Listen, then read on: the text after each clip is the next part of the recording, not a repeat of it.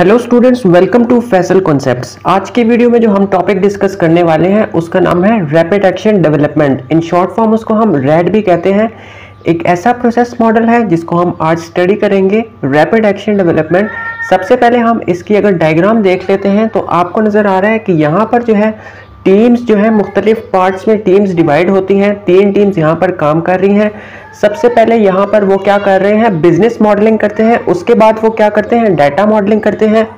उसके बाद 3rd number पे वो प्रोसेस मॉडलिंग करते हैं। फिर एप्लीकेशन जनरेशन होती है और टेस्टिंग एंड टर्नओवर। तो ये 5 काम जो है सबसे पहले टीम नंबर 1 करती है, फिर टीम नंबर 2 सेम काम कर रही है, फिर टीम नंबर 3 सेम काम कर रही है। तो ये सारा काम जो है ये पैरेलल में चल रहा होता है। सारी टीम्स जो है सेम काम कर रही होती हैं रैपिड एक्शन डेवलपमेंट के अंदर। अब यहाँ पर जो है लीनियर सीक्वेंशियल डेवलपमेंट बताई गई है। रैपिड एक्शन डेवलपमेंट मॉडल को in RAD model the components और functions are developed in parallel as if they were mini projects. अब यही बात मैंने जो आपको बताई है कि जो टीम्स हैं वो पैरेलल में काम कर रहे हैं। तो यहाँ पर ये बता रहा है कि जो कंपोनेंट्स हैं आपके सिस्टम के वो डेवलप हो रहे हैं पैरेलल में, जैसे कि जिस तरह से कोई ये मिनी प्रोजेक्ट्स काम कर रहे हो पैरेलल में। The developments are time box delivered and then assembled into a working prototype।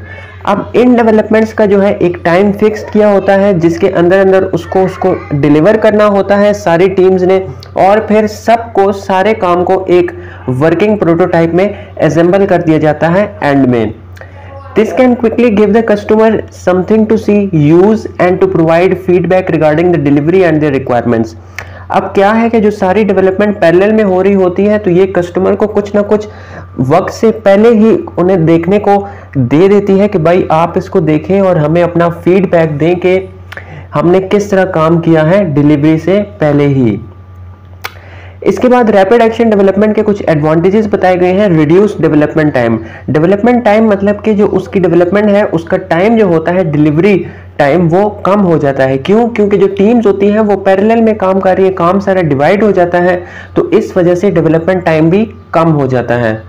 Increases reusability of the components. Reusability मतलब कि अभी देखें अब वक्त से पहले ही वो दे देते हैं यूजर को, कस्टमर को कुछ ना कुछ देखने को कि भाई ये देखें हमने ये बना लिया, आप इसको देखें।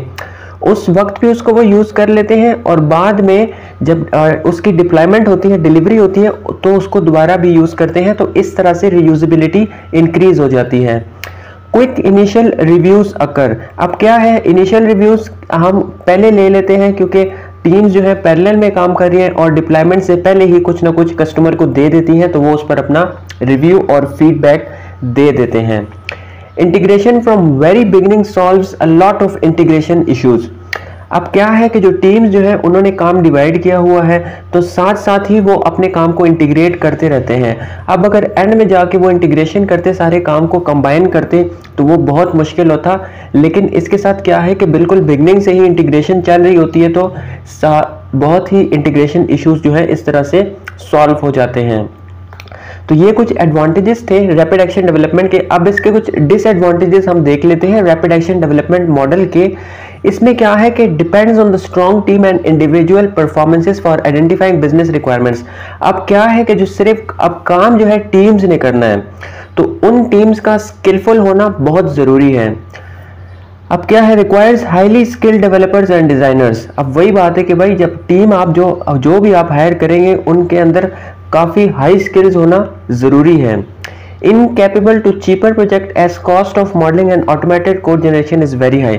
अब क्या है कि जो आपके जो छोटे प्रोजेक्ट्स हैं उन पे ही आप अप्लाई नहीं कर सकते, जो बड़े प्रोजेक्ट्स होंगे उन पे अप्लाई करेंगे। अब छोटे प्रोजेक्ट के लिए अगर आप 3-4 टीम्स हायर कर लेंगे और उनमें 5-5 मेंबर्स होंगे, 15 डेवलपर्स आप हायर करेंगे, तो जाहिर है उनको भी कुछ ना कुछ पैसे आपने देने हैं। तो इस तरह से ये चीपर प्रोजेक्ट्स पे आप अप्लाई नहीं कर सकते। अब ये देखेंगे रैपिड एक्शन डेवलपमेंट को हम कब यूज कर सकते हैं, किन किन सिनेरियोज, किन किन सर्कमस्टेंसेस में हमने इसको यूज करना है। RAD should be used when there is need to create a system that can be modelised in 2 to 3 months of time. अब रैपिड एक्शन डेवलपमेंट मॉडल को हमने वहां यूज करना है जहां पर हमने एक ऐसे सिस्टम को डेवलप करना है जो कि 2 से 3 महीनों के अंदर डेवलप हो। It should be used if there is high availability of designers for modeling and the budget is high enough to afford their cost। अब क्या है कि हम तब इसको यूज़ करते हैं जब हमारे पास डिज़ाइनर हाई अवेलेबल हो, मतलब काफ़ी हद तक डिज़ाइनर्स अवेलेबल हो मॉडलिंग के लिए, और इस चीज़ के साथ साथ हमारा बजट भी काफ़ी हाई हो ताकि उनकी कॉस्ट हम अफोर्ड कर सकें। RAD model should be chosen only if resources with high business knowledge are available and there is need to produce the system in a short span time of 2 to 3 months। अब RAD model को हमने तब ही use करना है कि जब resources हमारे पास high business knowledge के साथ अवेलेबल हो और इस सिस्टम को हमने शॉर्ट टाइम के अंदर डेवलप करना हो 2 से 3 मंथ्स के अंदर अंदर, तो इस केस में हम रैपिड एक्शन डेवलपमेंट मॉडल को यूज़ करेंगे। ये कुछ इंट्रोडक्शन दिया हुआ है एवोल्यूशनरी मॉडल्स का।